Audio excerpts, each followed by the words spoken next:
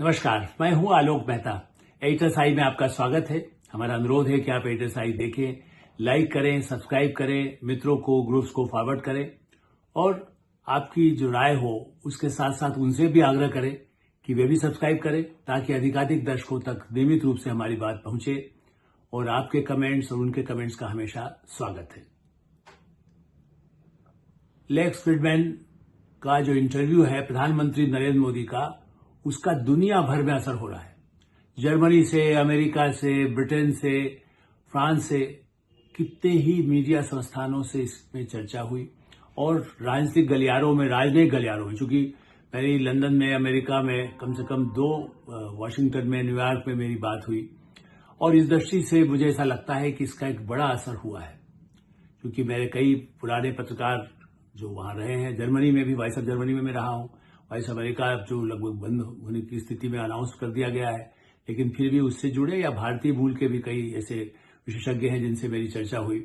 और इसलिए मैं मांगता हूं कि जो एक गैर मीडिया व्यक्ति और गैर राजनीतिक लेक्स फ्रीडमैन जो है, वो कोई ऐसा नहीं है कि वो उनका भारत से कोई पुराना ऐसा हो जिससे कि उनको कुछ कहा जाए कि क्या सवाल करेंगे। और 2.5-3 घंटे का एक लंबा इंटरव्यू जो उन्होंने किया प्रधानमंत्री नरेंद्र मोदी, इसलिए मैं अब उसका 2 दिन बाद, लगभग 3 दिन आप समझ लीजिए, इसलिए उसकी चर्चा करना चाहता हूं ताकि उसका इम्पैक्ट क्या हुआ। पहले दिन तो बहुत सारी प्रतिक्रियाएं आपको मिली होंगी, लेकिन मैं मानता हूं कि उन्होंने एक छवि जो एक विश्व के राजनेता की, स्टेट्समैन जिसको हम कहते हैं, केवल राजनीतिक ही नहीं, डिप्लोमेट ही नहीं, विश्व के बड़े ऐसे राजनेता, स्टेट्समैन जो एक दिशा दे सके, उस तरह का इमेज हुआ है। उसमें अमेरिका, चीन,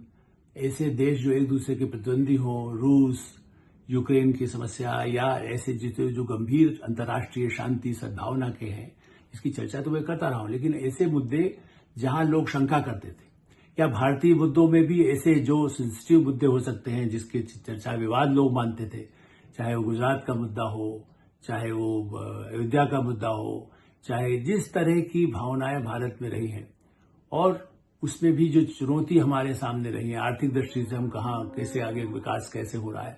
तीसरे कार्यकाल में प्रधानमंत्री नरेंद्र मोदी विश्व को किस दिशा में ले जाने की कोशिश कर रहे हैं, भारत का नेतृत्व करते हुए भारत किस दिशा में जा रहा है, विकसित भारत का जो सुपर पावर बनने का जो सपना है,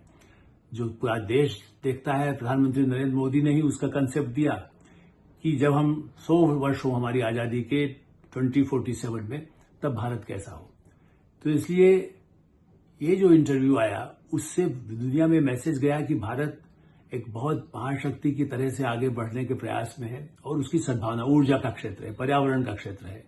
औद्योगिक और टेक्नोलॉजी का क्षेत्र है। चूंकि जो इंटरव्यू कर रहे थे वो भी आप ही देखें कि उनका अपना काम वो नहीं है, वो तो कंप्यूटर के और उस तरह से जो पूरी टेक्नोलॉजी से जुड़े हुए व्यक्ति हैं, बिजनेसमैन है, उनका कोई पूर्वाग्रह नहीं, बल्कि इसलिए भारत की परंपरा को निभाते हुए, आश्चर्य की बात है कि भारतीय मूल के उनका कोई लेना देना नहीं है, उन्होंने 2 दिन व्रत रखा और प्रधानमंत्री से पूछा, आप कैसे रहते हैं, आप क्या करते हैं, आप अपना, आपका आध्यात्मिक दृष्टिकोण क्या है, और आप ये बड़ा ही इससे कैसे अपना मन कैसे विचलित नहीं होता है, सारी समस्याओं से कैसे दूर रहा जाता है। इस दृष्टि से ये पर्सपेक्टिव बना कि भारत के प्रधानमंत्री न केवल राजनीति, बल्कि न अर्थव्यवस्था, कूटनीति, सामाजिक, आर्थिक और विश्व की जो चिंताएं हैं, भविष्य की जो चिंता है, उन सबको लेकर के किन मुद्दों पर जो चर्चा की है, उससे उन देशों में भी आगे भारत के साथ संबंधों के लिए एक नई दृष्टि भी मिली है, मैं ऐसा मानता हूं। क्योंकि उन लोगों की चर्चा है कि साहब, नहीं, हमने तो ऐसा इंटरव्यू कभी देखा नहीं, न ब्रिटिश प्रधानमंत्री का देखा, न किसी अमेरिकी राष्ट्रपति का देखा। वो मीडिया के साथ जब करते हैं या गुस्सा होंगे, या कुछ ट्रंप साहब जिस तरह से नाराज भी होते हैं, ब्रिटिश में भी थैचर काल से लेकर के, इंदिरा गांधी के काल से लेकर के, नरसिंह राव जैसे प्रधानमंत्री भी जिनके अंतर्राष्ट्रीय रहे, और डॉक्टर मनमोहन सिंह, अटल बिहारी वाजपेयी भी भारतीय जनता पार्टी के थे, लेकिन उन सब के इंटरव्यूज देश दुनिया में तब भी कुछ चर्चा में कुछ आते थे जब उनका ध्यान जाता था। लेकिन प्रधानमंत्री नरेंद्र मोदी ने जो अपनी छाप बनाई, उसको इस इंटरव्यू के जरिए भविष्य का एक नक्शा सामने दिखाई देता है कि भारत के लिए, भारत का प्रधानमंत्री किस दिशा में उन्होंने 10 सालों में आगे बढ़ाया है, और आगे भी जो भारत प्रगति कर रहा है साइंस में, टेक्नोलॉजी में, उद्योगों में, डिफेंस में, वो कैसे आगे बढ़ सकता है, कैसे बढ़ रहा है। और छोटी छोटी बातें जिसको कह सकते हैं ना कि उनके बचपन की बातें, किस संघर्ष से निकल करके आए, कैसे चुनौतियां होती थी, किस तरह से पढ़ाई में चाहे संकट हो, स्कूल जाने से लेकर के और आगे भी अपने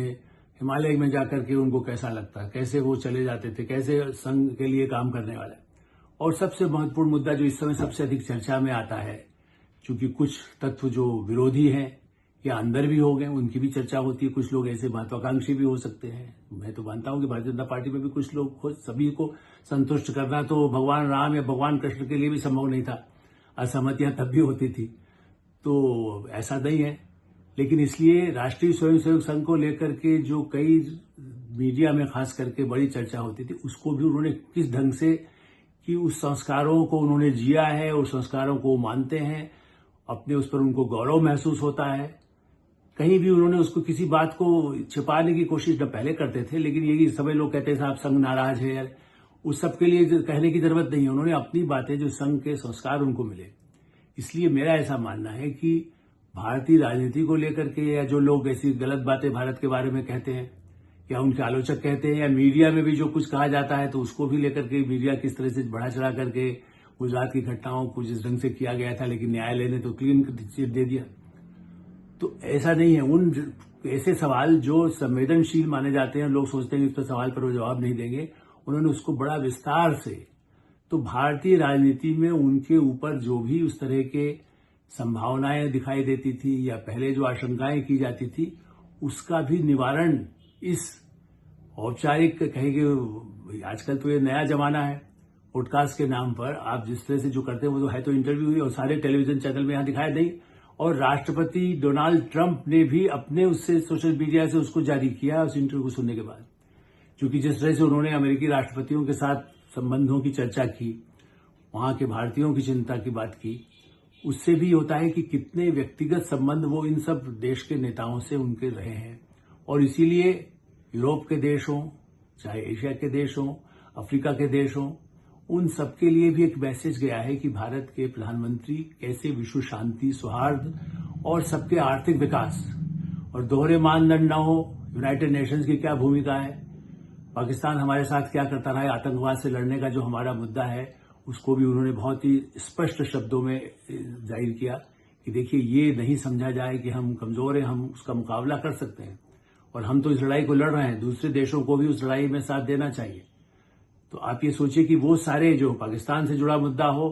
तो हमने तो पहली वैसे पहल की शपथ लेने के समय ही उनको, प्रधानमंत्री को यहां निमंत्रित किया गया। अब ये तो उसकी बात है कि उसने चुना, पाकिस्तान ने दूसरा रास्ता चुना, संघर्ष का और विवादों का रास्ता चुना और आज लगातार आतंकवादी हमले, लेकिन आतंकवाद को भी कंट्रोल करना, उसमें बड़ा भारत काफी हद तक सफल है। इसलिए जम्मू कश्मीर की स्थिति कितनी अच्छी हो गई है ये भी साबित होता है। तो मुझे लगता है कि आतंकवाद की लड़ाई में जब दुनिया इसकी चर्चा कर रहा है, विश्व शांति की चर्चा कर रहा है, स्वास्थ्य के क्षेत्र में कैसे सहयोग दुनिया को भारत दे रहा है और दे सकता है भविष्य में, शिक्षा के क्षेत्र में हमने किस तरह से, कैसे लोग, महिलाएं कितने आगे बढ़ रही हैं, वो भी इस बात का साबित करता है। और आप देखिए उसके बाद आज भी तत्काल सुनीता विलियम्स की वापसी पर प्रधानमंत्री नरेंद्र मोदी का संदेश है, जिस तरह से खुशी उन्होंने जाहिर की। टेक्नोलॉजी सबको याद है कि भारत के अंतरिक्ष अनुसंधान केंद्र में सफलता हो असफलता हो, खुद वहां जाकर के खड़े भी रहे और सफलता होने के बाद भी उन्होंने कहा नहीं, अगले हमारा चंद्रयान उसके लिए जो हम काम करेंगे अगली बार सफल होंगे, और होए उसके बाद सफल हो रहे हैं। तो ये सब एक दृष्टिकोण और एक दूरदर्शिता का जो लक्षण हुआ है, इसको प्रेरणा मैं इसलिए कह रहा हूं कि मैंने विदेशी लोगों से बातचीत, या डिप्लोमेट्स होते हैं भारत में हो या विदेश में हो, नेता हो,